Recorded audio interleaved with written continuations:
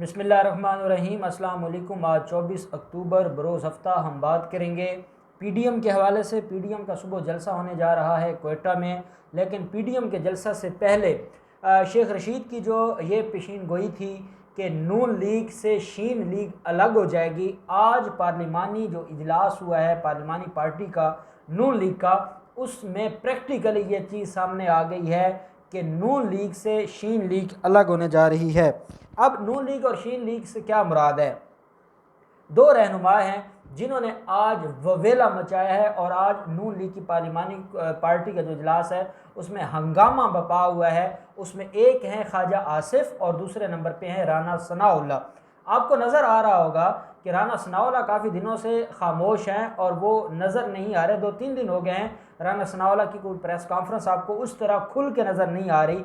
उसकी वजह क्या है? राना सनाउल्लाह को हमेशा से ही शहबाज शरीफ का राइट हैंड समझा जाता है और शहबाज शरीफ की जो मफाहमती पॉलिसी सी थी उससे वो परेशान भी थे, क्योंकि उन्होंने इतना लंबा अरसा जेल में गुजारा था और शहबाज शरीफ की जो मफाहमती पॉलिसी थी उसने उसका कोई साथ नहीं दिया था।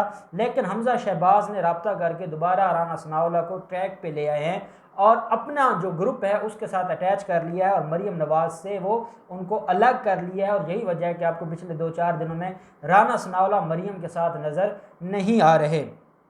आज इजलास हुआ है और आज ख्वाजा आसिफ उस इजलास में भड़क पड़े हैं और उन्होंने ये कहा है कि मरीम नवाज़ जो भी फैसले कर रही है वो एकतरफा फैसले हैं और उन फैसलों से पार्टी को कोई फ़ायदा नहीं हो रहा। वो सिर्फ अपनी ज़ात का सोच रही हैं और अपनी ज़ात के लिए काम कर रही हैं, वो पार्टी के लिए काम नहीं कर रही। ख्वाजा आसिफ ने यह भी पार्लिमानी पार्टी इजलास में कहा कि अगर ये मामला चलता रहा तो आपकी जो पार्टी है वो ख़त्म हो जाएगी, आपकी पार्टी में जो मेजॉरिटी मेंबर्स हैं वो घर चले जाएंगे, क्योंकि जब आप मेंबर्स को इज़्ज़त नहीं देंगे, आप उनकी राय नहीं लेंगे, आप उनकी ओपिनियन को कोई वैल्यू नहीं देंगे तो वो घर चले जाएंगे, वो फिर आपकी इजलासेस में नहीं बैठेंगे। उन्होंने कहा कि पार्लिमानी पार्टी का इजलास आज हो रहा है, पॉलिसी मेकर्स हम हैं, हमने पार्लियामेंट में, हमने पंजाब असम्बली में, हमने नेशनल असम्बली और सेनेट में बैठकर डिफेंड करना होता है पार्टी को, और कुछ ऐसी चीज़ें जिनको डिफेंड नहीं किया जा सकता।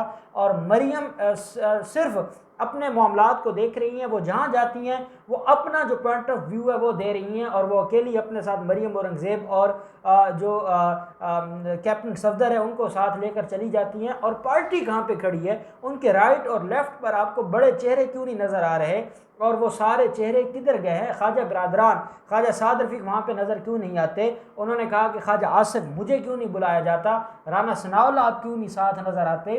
तो ये जब सवालात उठे तो जो तलाल चौधरी एंड कंपनी है जो मरीम का शेर भी है, उन्होंने फिर इस बात के ऊपर उन्होंने कहा आप पार्टी के अंदर बगावत करना चाहते हैं, आप क्यों उन लोगों की बात ठीक करना चाहते हैं जो पहले कहते हैं कि पार्टी में बगावत होने वाली है। उन्होंने कहा मैं उनकी बातों पे नहीं जा रहा, मैं सिर्फ मरीम की पॉलिसियों पे इतराज़ कर रहा हूँ। और साथ ख्वाजा आसिफ ने कहा कि हमारी पार्लिमानी पार्टी के इजलास की ये हालत है कि 84 मेंबर्स हैं हमारी पार्लिमानी पार्टी के और 28 मेंबर आज हाजिर हैं, इजलास में कोई नहीं आता।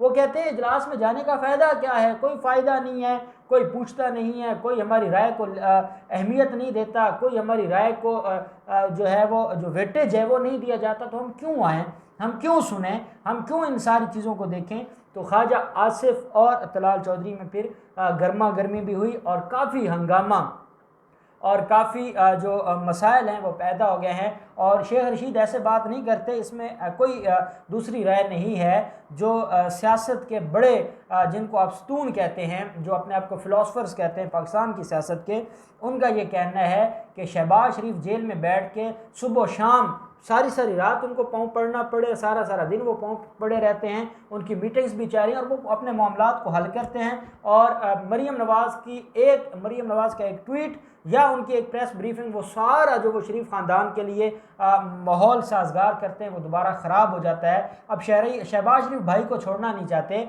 शहबाज शरीफ चाहते हैं कि जो भी मामलात हल हों आपस में हमारे मिलजुल कर हल हों, लेकिन वो मिलजुल कर हल करने के लिए तैयार नहीं है मरीम नवाज़।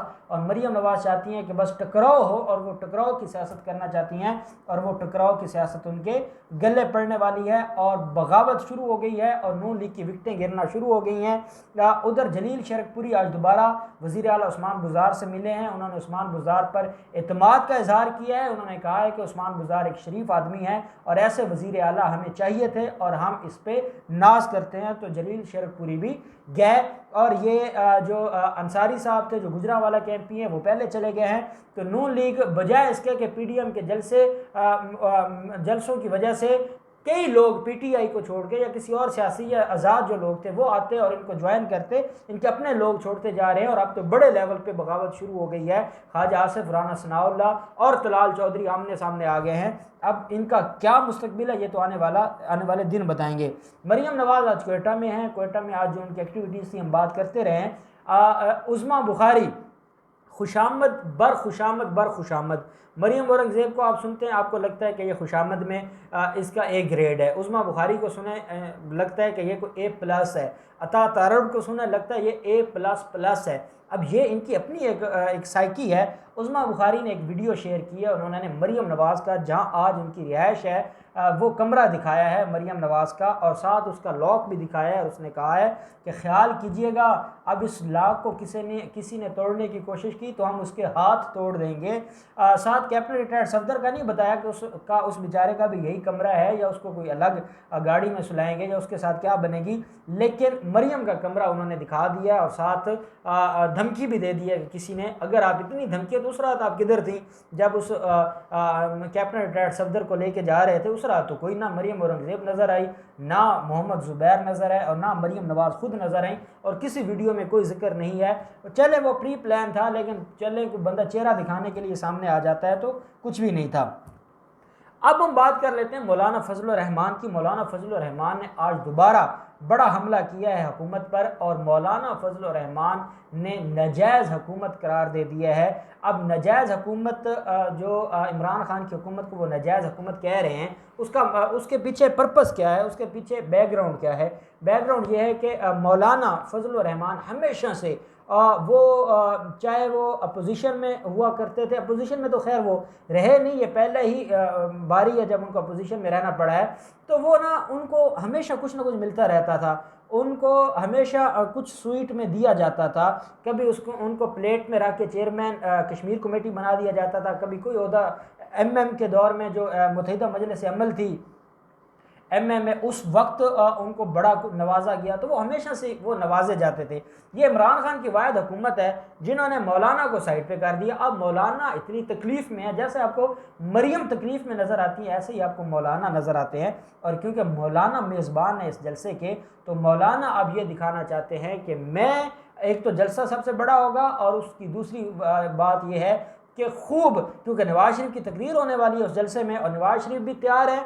इधर मरियम का हमला होगा इदारों और हुकूमत पर, उधर से मौलाना होंगे, उधर से महमूद अचकज़ई होगा, उधर से नवाज शरीफ होगा और इनकी इन हरकतों की वजह से बिलावल ज़रदारी नहीं आ रहा। बिलावल ज़रदारी ने कह दिया जी कि मैं वीडियो लिंक के ज़रिए खिताब करूँगा, मैं वहाँ पे नहीं आऊँगा। और बिलावल ज़रदारी गिलगित बल्तिस्तान पहुँचे हुए हैं और वहाँ पे वो उनको कह रहे हैं जी कि हम आइनी सूबा बनाएंगे गिलगित बल्तिस्तान को। और पिछले दिनों जब गिलगित बल्तिस्तान का मामला था और आर्मी चीफ से मुलाकात हुई थी बिलावल ज़रदारी एंड कंपनी की, जिसमें शहबाज शरीफ लोग थे, जिसके ऊपर इमरान खान ने यह कहा है कि आर्मी चीफ को मुलाकात नहीं करनी चाहिए थी, तो उस मुलाकात में भी यही मामला डिस्कस हुआ था गिलगित बल्तिस्तान का। और जब ये बात हुई कि हुकूमत इसको डिस्कस करेगी और पार्लियामेंट में ये बात आएगी, तो पार्लियामेंट में ये बात को नहीं जाने देते और वहाँ पे ये एतराज़ करते हैं और जलसों में कहते हैं जी कि हम आइनी सूबा बनाएंगे, हम ये करेंगे, हम वो करेंगे। अब इनके जो फ्रॉड है बुरी तरह नाकाम हो चुके हैं, अब इनकी बातों में कोई नहीं आने वाला। और मुराद अली शाह कहते हैं कि इनसे हुकूमत नहीं चलती। जो सिंध हुकूमत है, अगर वो सिंध हुकूमत के जो वज़ीर आला हैं वो कहते हैं कि इनसे हुकूमत नहीं चलती, वफाकी हुकूमत भी हमें दे दे। खुदा का खौफ करें, आपसे अपनी हुकूमत तो चलती कोई नहीं। आपकी हालत ये है कि थोड़ा सा प्रेशर आ जाए, कोई ऐसा कोई इंसिडेंट हो जाए, तो वफाक जब तक ना आए तब तक आपसे वो संभाला नहीं जाता। एक कराची आपसे संभाला नहीं जाता और आप कहते हैं जी कि आप चलाएंगे और आप वफाक भी चलाएंगे। आप क्या चलाएंगे? आपको सिवाय लूट मार के और कुछ भी नहीं आता। आप चाहते हैं कि पहले जो आपने सिंध में जो लूट मार मचाई है वो, और फिर आपको वफाक में भी लूट मार मचाने का मौका मिल जाए। और अब ऐसा नहीं होगा और अब आपको मज़ीद मौका नहीं दिया जाएगा। अब ये सारे मामलात हैं, कल पीडीएम का जलसा है और पीडीएम के जलसे में देखते हैं कि क्या डेवलपमेंट होती है, नवाज शरीफ क्या तकरीर करते हैं, मरीम नवाज़ का जो पॉइंट ऑफ व्यू है वो क्या होगा, क्या वो नवाज शरीफ के बयानिए को ही आगे लेकर चलेंगी या बिलावल की नसीहत पर अमल करेंगी कि इदारों के मुखालिफ बयानिया नहीं होगा। मौलाना फिर मौलाना है, उनको जब तक कुछ मिलेगा नहीं वो बोलते रहेंगे। और फिर महमूद अचकज़ई, अख्तर मिंगल और ये सारे लोग हैं। तो कल के जलसे की जो भी डेवलपमेंट होगी हम आपके साथ शेयर करते रहेंगे। अल्लाह पाक पाकिस्तान का हामी नासिर हो। बहुत शुक्रिया। अल्लाह हाफिज़। पाकिस्तान जिंदाबाद।